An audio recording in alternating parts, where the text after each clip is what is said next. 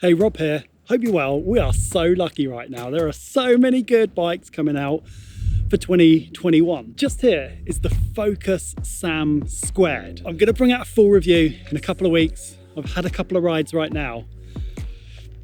Damn, this is a sweet bike. It is super stiff, super solid, and just feels like a beefy, burly, very well built, solid e-bike. 170 travel. We'll have a look around in a bit more detail. 170mm travel front and rear, coil on the rear, Fox 38 factory on the front. And according to Focus, it's got a 65-degree head angle, but I measured it with my digital angle measurer and it measured 64.5 degree, 29er front and rear. This looks like it is built to absolutely blast it on some fierce tracks. And I tell you what, for the taller riders out there, finally, we found another bike that is decent enough for our size. This one in XL is 510mm in reach. There are not many e-bikes, trust me, for taller riders with long reach. I can only think of maybe one other bike that I've ridden that's over 500mm in reach. So if you are a tall rider and you like a long reach, or even if you like just really long reach anyway, this goes up to 510, which is brilliant. So well done, Focus, for bringing out a long bike. I'm just going to put it out there now. I think the Fox 38 factory with the Grip 2 damper is the best fork I've ever tested. I've not yet tested the Zeb Ultimate, so I think that would be a very close competitor. But I've previously owned the Fox 36 factory, not the one with the latest Grip 2 damper though. And what I found with that Fox Factory 36 was it was stiff but fairly harsh. I couldn't get it nice and supple off the top. This is so stiff, yet super supple off the top. It is like buttery smooth, like silky buttery smooth off the top. Well, it is my favourite beefy burly fork so far. I'd love to try the Zeb, but it works beautifully well. And then on the back, we've got the Fox Van coil. And it is like a magic carpet. Honestly, like suspension makes such a huge difference when it's partnered with the right frame and the right kinematic. And with the coil shock and the kinematics, it feels brilliant. It feels like my initial rides, all right, they've not been anything super technical, but it feels like a magic carpet. And you may have seen that I did a review on the Focus Sam² quite recently, the more trail orientated bike. And I found the suspension curve a little bit wallowy on that, on the initial to mid-stroke, whereas this does not feel wallowy in the slightest. It feels like magic carpet, super supple right through. So 29er, but you can actually run 27-inch wheels on here. As it comes out of the box, it's 29 front and rear with a 450mm chainstay. However, it's really easy to set this up as a mullet. There's a little flip chip on the back, and you can change the chainstay down to all the way down to 430mm. So that would give you a mullet setup, 29er front, 27.5 rear, 64.5 degree, 65 degree head angle with a 430mm chainstay. I reckon that would be an absolute ripper. So front to back then, Schwalbe, Magic Mary, the brand new Super Trail Carcass, which is actually a really beefy tyre. It's quite a heavy tyre. Weighs 1.2 kilos. I took it off and weighed it when I was setting it up tubeless. And actually, while we're talking about weight, the bike is quite heavy. The bike is actually 25.99 kilos. So basically 26 kilos, which is on the heavier side. It doesn't feel like it is that heavy. Some bikes, I've ridden lighter bikes that feel heavier because their weight is distributed higher through the frame. So to me, although early days, I've only had 3 rides on it, it doesn't feel as heavy as the stats suggest. So going across the bars, all Shimano, and it's got the amazing Shimano XT 12-speed drivetrain. I've covered this in quite a few of my videos now.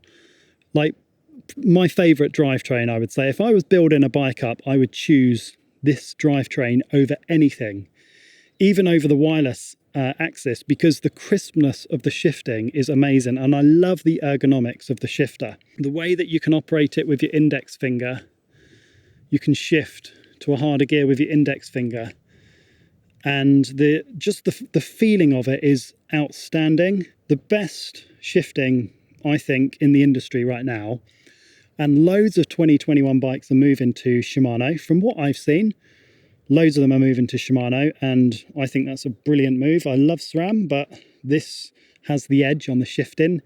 If they could make a wireless version of that. Beefy race face grips, like really chunky, good if you've got big hands. I really like those.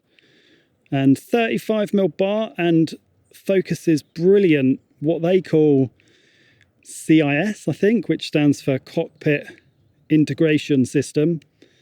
I think it looks like a extraterrestrial eating spaghetti. I would call it the spaghetti eating extraterrestrial, and you can abbreviate that to, well, you don't need to work that out. It's pretty straightforward, but that's what it looks like to me. But I love it. I think it's really neat. It just looks like a little face on there now I said that. There's some spaces underneath. You can just remove those and change the stem height, no problem at all. So as you're in the saddle, this is the view. Really neat and low profile.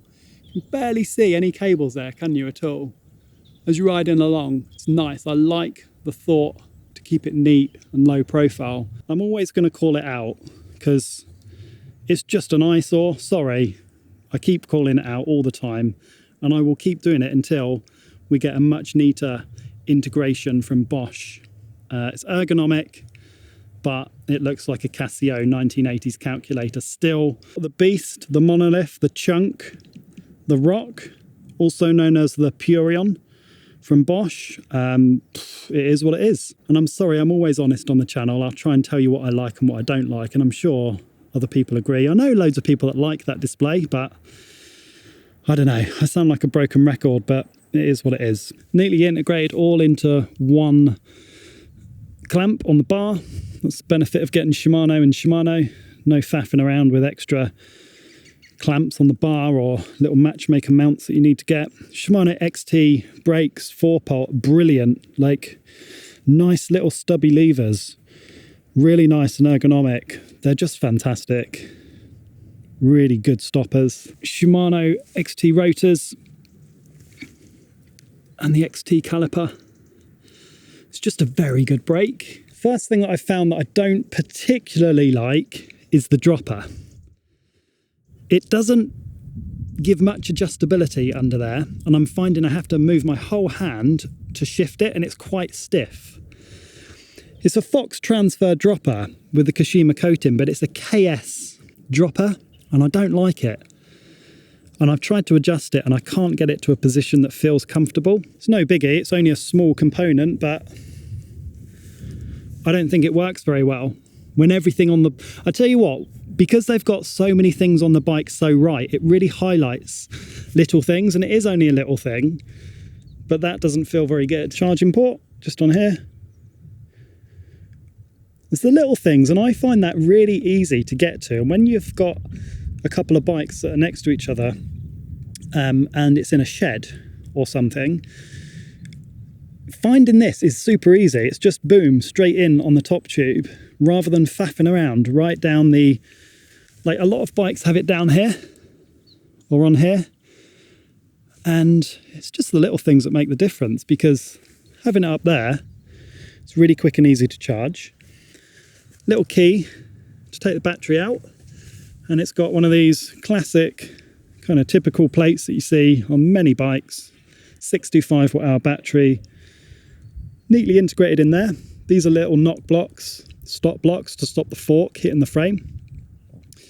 Not the most attractive. Some bikes have an internal one, but this is on the outside. Fox van, coil shock. It's got a little e-bike sticker on there. Don't know what it means, but probably just means they've added a sticker on. That's probably the only difference. I don't know, but it's £500 spring on there for anyone that's interested. I'm 85 kilos on a good day, and to me, it feels I can get the right amount of sag for my weight. Feels really good. And the Bosch motor, it's just neatly integrated under there. There we go. No bash plate, but I've not bashed it on anything. Quite compact. I did see another bike the other day, and it had the Bros motor, the Bros Mag S, and that is starting to look quite lardy down there, whereas this looks quite slimline. Proxim saddle, I've got to be honest, I don't like that. It's too small, it's a bit slippy, and I don't find it that comfortable. It's probably quite light. There's probably some things about it that a lot of people like, but yeah, the only two things actually now are the dropper and the saddle the dropper lever and the saddle that I don't particularly like too much. The dropper post, by the way, is fine. That's the important thing. It's a brilliant dropper post, but I just can't ever get on with this saddle. 450mm chainstay, so a pretty competent climber and descender, and it feels fairly nimble from what I've been doing already. But like I said, pop a 27-inch wheel in there and you can reduce that chainstay to 430, which is like super short for an e-bike, really short. Maybe one of the shortest e-bike chainstays at 430 if you put a 27-inch wheel. Shimano XT rear mech, 12-speed, and Shimano 12-speed SLX they've gone for on the rear. It's as good as an XT, it's probably just a little bit heavier. Look at it from this angle, doesn't it look pretty stunning? And it looks like it means business. And the colourway is kind of like that coffee, latte, cappuccino, I don't know, pistachio, that off-white kind of creamy colour that is quite subtle, classy. And then you've got the orange, loud, Larry Fox 38 factory that just kind of mean business. It looks beastly. And from the other side, pretty clean looking motor. Doesn't look quite as attractive from this side. I think that plastic kind of guard looks a bit e-bikey, for want of a better phrase. Nice, slender, sleek down tube and top tube. Yeah. So there we go. Quick little look around the bike. I've only had a couple of rides so far, but feels like super stiff, supple, glued to the ground. I cannot wait to ride this some more. Subscribe because a full review will be coming out really soon. Let me know any questions or any feedback or anything you want to know, and I will catch up with you all soon. Take care.